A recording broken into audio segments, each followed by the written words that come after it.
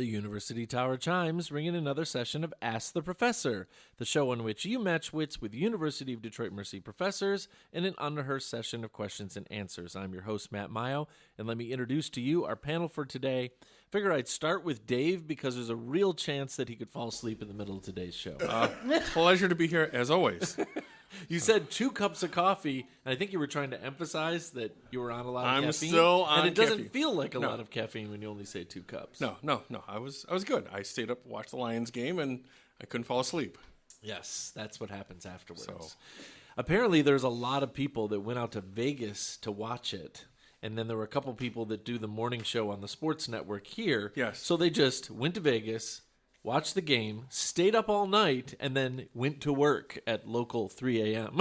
Mountain And time. I guess they were in a pool, too. Yeah, oh, that's right. That's So, right. Oh, you were listening to the same yes, show I of was. course. Okay, excellent. Well, it was definitely a game that kept you awake. Oh, yes, Oh, it it was. was. Oh, yes, I it stood was. during the fourth quarter in my house, okay? I mean, You were really dedicated. I was Really, dedicated. really I was dedicated. pins and needles. What was the line on this game? 4.5. 4.5, yes. The over-under was 53.5. Yes. Which was good. So. Yes. Very nice. Not that I was... Not that anybody pays attention. not me. No, not at all. No. You know, Heather, I heard that football is a game of real Real estate. estate. Oh, geez, here we go again. Oh, crud. Continuing around the table, Professor Mara Livezey is here. On the other side of the spectrum, probably trying to avoid caffeine for one reason or another. Yeah, as much as I can. Mostly, honestly, because it's just, I don't need it in my life. Right. There you go. But I do sometimes, if I, have to miss my afternoon nap, the caffeine is the answer. Well, you also ate the multicolored donut today, too. So. Sugar is an adequate substitute for caffeine. Sprinkles. For limited times. Well, so what was in that thing, do I dare ask? It was Fruity Pebbles. But like Fruity Pebbles. But a plain donut. It was fantastic, yeah. Yeah. Okay. Nice. I was just curious. Just more sugar on my sugar. Sugar with a side of sugar. Some more. Yes, please. Yes, exactly. And those are the dulcet tones of Professor Beth Oljar, advertising Eastern Market. I can see through the microphones there. That's pretty cool. I am indeed. That's yes. nice. I don't know if I've ever seen that T-shirt before. So It's brand new. Well, not on me because I literally just got it last Saturday with perfect. Perfect. when I went with Heather and Dan and Stephen. We had breakfast at Zeff's. Nice. Good old Zeffs. New glasses frames too. There's like a flash of green in your glasses. I Kinda got nice. them last fall. Oh crap! The green ones. I have not. It just shows how much you're paying I attention. think the Obviously. green shirt is making them seem Okay. greener That's than right. normal. They're greener. That's a nice save for Thanks you. for the save. Yeah, exactly. It's true. Oh my gosh. I'm missing Lahaina. When I saw the pictures of what had happened in Lahaina, my family had a great vacation in Maui, in Lahaina. So when I saw what those fires had done to it, it literally broke my heart. Yeah. If I can find our pictures, I'll have to post some on Facebook horrible. because That's it was such a beautiful, beautiful little town. I can't bear to think of it not being there. Crispy. And it will be back, but it's gonna take. It'll a bit. take Yeah, a long a time. very long time. Across the table, as always, the sea of microphones, Professor Jim Tubbs. Yes. I've been to Lahaina a couple of times too, and I'm glad that banyan tree is still standing and at least thriving thus far. Yep, I remember 'Cause that that's banyan kind tree. of that's kind of a gathering place there. But when you think about all of those colonial type wooden buildings that are Right. just And the swept away, the end of that, great right? restaurants and Food. gelato shops, ice cream. Yeah. First thing that everybody thinks about. But it does make you think about the fact that I was listening to the defense of the head of the police department who sirens? did not turn on the sirens. Right. Yeah. And I thought about, well, what if they did? Because people would have instinctively wanted to head uphill, which is where the fire was coming Or from. go home. But also, there's just one 2-lane road, Yep. Yeah. in and out. Yeah. Oh my. I mean, same thing's happening in Yellowknife. The mayor's evacuating the entire Yes. town. Oh, Yes. that's right. That's right. Canadian wildfires, or wildfires in general, definitely a theme for 2023. Not the best theme. No. but, Well, No. climate change. Yep. Nah. And we had a plenty of smog this summer because of Yeah. that. We did. Oh, we yeah. did. Continuing around the table, Professor Dan Maggio is here. Good to see you, Dan. I'm Matt. How are you? How's everything going? Good. Good. Good. Another week down. It's nice today. It is. Heather is sporting a new haircut. Yes, I noticed a new hairstyle. Very Trez chick, cute. Heather. Trez chick. What'd you say? I think that Dan and I are Italian brothers when it comes to. I personally, I think you would agree, don't care for 100% humidity and 95 degrees. Nope. Sweating I'll is agree not your there. thing. Sweating is I'm not your more thing. of a northern Italian. Wait a minute. What's that got to Yeah. do with my new haircut? Nothing. Nothing. Wait, did you get it because of the weather? Let's take advantage of my time on the air. Thank you for noticing, Dan. When did you get that done? Professor Stephen Banning, about to get into a little bit of trouble Exactly. here. About to. Just keep digging, Stephen. You'll see my relatives before long. I noticed that your Under Armour shirt has the British/Canadian spelling of armor. O-U-R. Yeah. Yeah. Oh my. Armour. Do they? Don't they all? Oh, I don't know. I I thought they did. maybe I I've never paid just attention. noticed that before. Is Under Armour a British company? No, I don't think so. it's domestic. Yeah, I thought it was domestic. Anyway, Thank you for noticing. I'm noticing T-shirts. I was waiting till I came all the way around the table to Professor Heather Hill to notice her haircut. Oh, but it's already been okay. pointed out. Yeah, another So- nice save on so that he part. says- No, Stop it. I'm just kidding. Just stop it. It's fine, really. It's fine. Is there like a particular motivation, or is it just sort of like Aerodynamic. aerodynamic? Well, I actually was. Yeah, there was, but Okay. I'm not gonna Some other share time. it. Yeah, maybe some other time. Okay. but Not on the air. no, I don't mean to sound secretive. No, that's all right. No. You can have your secrets. Secret It's okay identity, to have that's all. Secrets. Yeah. It's okay to have hair mysteries. Yes, it is. I love a good hair mystery. A good hair mystery. Murder in the barbershop. This is like this is turning more and more Nero Wolf on us right about now. I know. All right, let's move on. Velvet narrow wolf. Is a Now I'm getting program really self-conscious. where you can send us questions regarding anything. Anything. If you stump the panel, you win a prize. If you don't stump the panel, you win a prize. You Hair, can send you us a know. question. Send us hair. In a number of ways. You can email us at hep@udmercy.edu, find us on Facebook and Instagram, or listen on your favorite smart speaker by asking it to play Ask the Professor at University of Detroit Mercy. I thought that this question set would be totally appropriate. It's actually quite extensive. It could end up being 2 shows. Maybe you'll just, fire off all the responses. We'll all play in the same sandbox here. Famous professors from pop culture.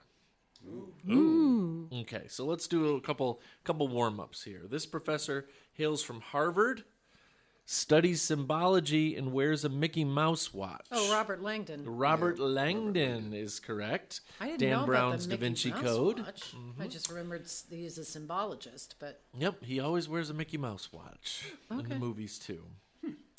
Portrayed by Anthony Hopkins in the 1992 movie Bram Stoker's Dracula, he has a few loose screws, but who wouldn't after fighting vampires? so Abraham long? Van Helsing. Abraham Van Van Helsing, yeah. Helsing, that's right. Absolutely correct. Modeled after the Italian chemist Alessandro Volta, who is Dr. Victor Frankenstein's greatest mentor in Mary Shelley's Frankenstein. I think it's great because it's an actual piece of science, It's been a while since I read that. Can you give us the initials? So all I have is the last name here. Give us the initial. W. And if you remember from the Mary Shelley's Frankenstein movie, he was played by John Cleese in that movie. It's kind of a weird choice there. Waldingham. I'm giving you Walsingham. partial credit. It's Waldman. You went to Wald immediately, so I'm saying that's correct. That's 100%. I was going to do the Kendra thing and start going William and and White and all those others. It was pretty weird when Volta started doing his experiments. Remember, he basically hooked a battery up to a dead frog and got its leg to kick out. Yeah. And then they show that in the book. My wife, the historian, she's like, it was so scandalous they were afraid to include Volta's name. Like people would hunt him down and go, "Stop playing God with dead frogs," or What something about the like that. I don't know. vermicelli? Vermicelli? I don't know what happens when you hook a battery up to pasta. We're gonna have to find out. Have to run the experiment.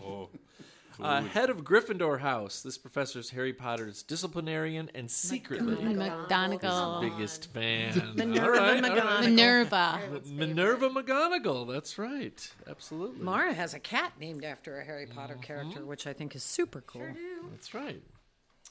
First appearing in a short story titled The Final Problem, which professor is the greatest villain conjured by Sir Arthur Conan Doyle. Moriarty. Professor Moriarty. Yes, Professor James Moriarty.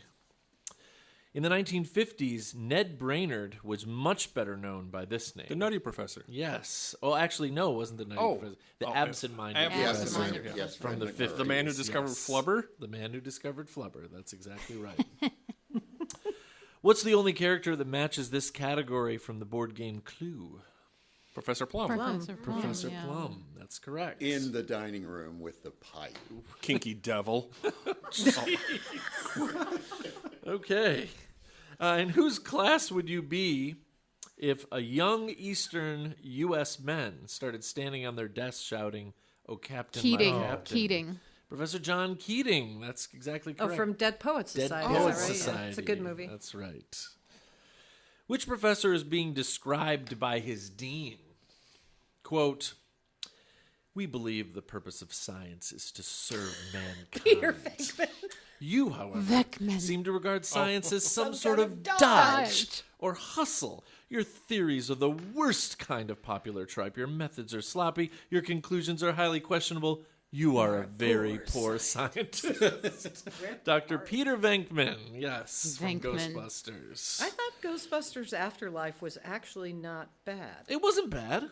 It wasn't I bad. thought it was was a reasonable Did we watch homage to the that? first one. Yeah. You've never seen Ghostbusters?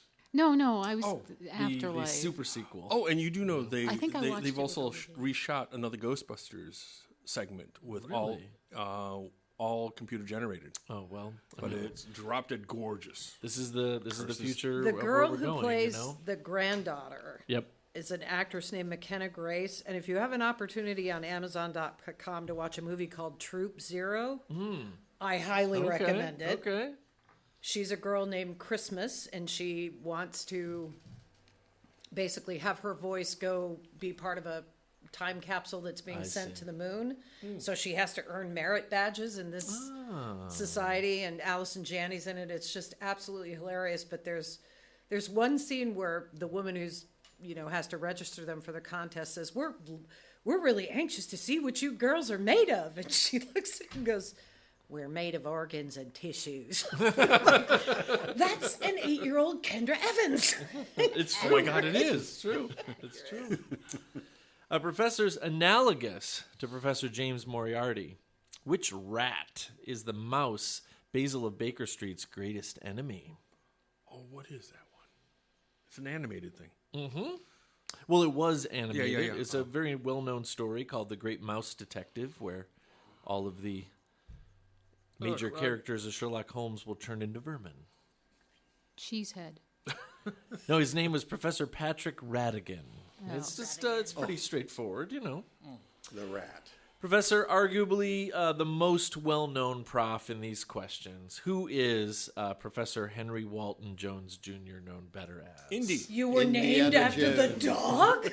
Indiana Jones, that's right. You Got call a him lot Dr. of Jones. fond memories of that dog. They named you after the They dog. named you after the dogs.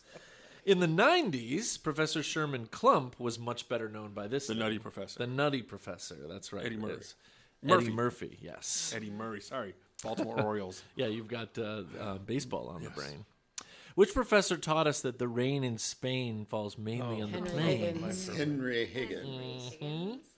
My Fair Lady. You're all doing really, really well on this set here. Maybe we It's just almost really like- pay attention to professors. Yeah, Well, I mean, because why we not? are them. Strong union. That's Who a strong does union. that? They get harder, though. Their Oh, okay. questions are going to get harder. I'm Sure assuming they are. Hannibal Lecter is going to be here at some point, probably. course. I'm but- waiting for the Roy Hinckley one. One day, this professor One showed up day. for class missing an arm, and oddly, his students didn't seem to care. Oh, wow. I thought this was a giveaway. Missing an The Black Knight from Monty Python and the Holy Grail. No. The Knights Who Say Knee? No. Only a flesh wound. That's right. It's just a flesh As wound. portrayed mostly in comics and movies, that would be initials CC. I'm surprised. Charlie Chaplin. It's Professor Kurt Connors, Oh, also the known lizard. as the Lizard from Okay. Spider-Man. Yeah. sorry. He was doing tissue regeneration. I didn't know he was a full-blown professor. Yep, he was. Oh, that's right. He wasn't in any of the movies. He was. Yeah. He was? Yep. Mhm. Wasn't paying attention. Andrew Garfield movies. Yep. And he appeared in the originals, but he never really transformed into the Yes. wizard in those movies. Empire State University, where Peter Parker went. So.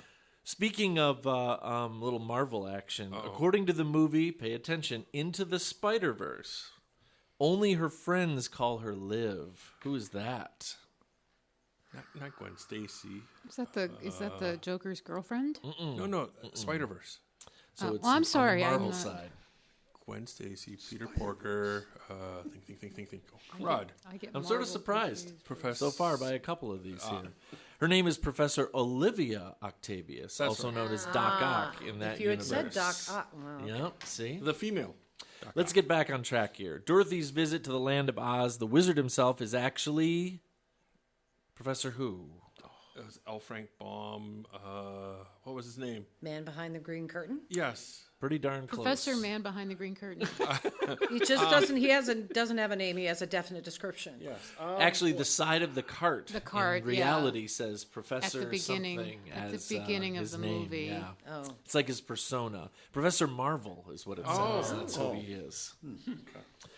Eric Lenscher's best friend became a professor at a school for gifted children, like really gifted children. Xavier. Charles Xavier. Yes. Chuck. Professor X, Dr. X. Listen to me, I have no idea what I'm talking about. John Lithgow portrayed this professor on a comedy TV series. That was Third Rock from the... It was. What was his name? What was his name? Oh, crud. They are. Geez, They we're all are passing a getting brainstorm. harder. They are getting harder. Initials DS is what I have here. Donald, David, Daniel. Daniel, Duggold. Dougal. Did anybody ever watch this show? It was I actually don't. pretty Yeah, funny. a little bit. I thought it was pretty funny. His name was Professor Dick Solomon. Oh, that's was right. his name. In what TV show was the main star David Duchovny portraying Professor Hank Moody? Is that Californication? Californication is the name of the show. I was going to That's go right. X-Files. Speaking of Hanks, I had to put it in there just to keep myself happy. Who is Lucky Hank? Did anybody watch Lucky Bob Hank? Odenkirk. I mean, I've got to give you partial credit. Professor Hank Devereaux is his Oh, name, oh, but, okay. portrayed by Bob Odenkirk. Loved that series last year. And speaking of profs who were chairs, who is the chair from Netflix, The Chair? Sandra Oh. Sandra Oh. That Yeah. was That's- a good show. That was a good show. Another yes. English. They're always English professors. It is English departments, 100%. You're popular. Yes, that's all. they portray English departments as particularly prone to angst in the movies. Her name was Ji-yoon Kim in The Chair. But, Highly you say dysfunctional. Sandra Oh, so that works. Well, that too. That was good too. How about just one about deans? Another one about deans. What institution's Dean Pelton was always trying wild schemes to make his school more respectable? Animal House. No, that's Dean No, Wormer. no. Oh. Hold on. We Looks like what? Oh. sports Community. mascot? Community. Right. Yes. Community? What is it, though? What? Do you remember the name of the school? Greendale. Greendale. Yep, Yeah. Greendale Greendale. Community College. That's right. We just Their watched sports mascot was Human being. the human. The human being. Yeah. I love That's it. so great. Oh, dear that Lord. that actor is so. Oh my gosh, he's so funny. Remember the episode where they had the sexual awareness thing, STDs, and all the condoms leaked. Oh, So he had to get on the thing. He sent Abed down to the thing for the microphone, and he got it wrong. And he said, "If you have sex, don't use a condom." What he wanted to say was, "Don't use the condoms we've been passing out because they're falling." Oh, dear. I just remember. Which of course made it worse. In the first season, I was hooked because they found out that all the classes scheduled at night had purposefully not allowed students to enroll in them, and then the profs would show up to teach and just hang out and make their money. I'm like, that's so great. That's such a great Why didn't we piece think of- to do that? I know. It's like, come on. that's brilliant. Oh my gosh. This professor found out that one of his good friends did not believe in evolution and began showing off his opposable thumbs to her. Darwin. Ross Geller? Ross Geller is a professor. Absolutely. Okay. What's? I don't know what that is. Tell me what that is. Friends. Oh, Friends. Friends, yes. Oh, okay. Thank Phoebe you. did not believe in evolution. Oh, I thought on it was going to be Friends. Rachel. Yeah. Well, he was the archaeologist. Yeah. I think he was Anthropologist. paleontologist. Yeah. Oh, okay, penal. Okay. Good news, everyone. this professor from Futurama has taught the toaster how to love? Farnsworth. Yes, Professor Philo. Hubert Farnsworth. That's right. Philo Farnsworth invented the television. Television. Yeah, I was close. I believe And you know that's why there's they new did shows that. on, right? Yeah, no, I've been watching them. Okay. I've been watching them. Oh my gosh. Yeah, I mean, this is such a giveaway. Where have you seen Professor Roy Hinckley, who's basically just called the professor? Gilligan's Island. Yeah, Gilligan's Island. That's sort of a no-brainer. I don't think I ever knew his name. What his Roy name was supposed to be. Roy Hinckley. You're just Sounds always like a the professor. Yeah, and cute. They've all got names. Agreed. Yep. I couldn't help myself with this one. To whom is Han Solo speaking in this scene? Sir, it's quite possible this asteroid isn't entirely stable. Not entirely stable. I'm glad you're here to tell us these things. Chewie, take the professor and back and plug him into the hyperdrive. Oh, C-3PO. CP3. Yes, that's C-3PO. I'm so glad you're here to tell us these things. My money's on the Wookiee. Professors, he always seems to be where Ash Ketchum and Pokemon crew need him to be. Oh. I'm looking in Mara's direction, the Pokemon Professor from generation. Pokemon? Oh, man. It's been He a has the long time. same name as a tree, if that helps. Dr. Oak. It's Professor Oak. Professor Yes, Oak. Professor I Oak. was gonna. It's been too long. I So should know that. this is Deciduous? super duper weird about this, but every Pokemon game you play, you go talk to the professor to learn Yeah. something or to train your Pokemon or whatever, and it's always Professor Oak, and he always looks exactly the same. So this is just sort of like world building gone mad. Someone published fanfic 10 or 15 years ago that says, is he like immortal? Are there a million different clones of him that live in every city in the Pokemon world? And then they went and they defined that his AI had been downloaded into all these clones, and they built the world around. That's the reason why there's so many Professor Oaks. And I'm like, you didn't have to do that. We can like suspend our disbelief too. Like it's okay, you don't have to tell us every detail. Oh my gosh, who added sugar, spice, and everything nice, along with accidentally Chemical X, and make the Powerpuff Girls? What is his name? I can see the pipe.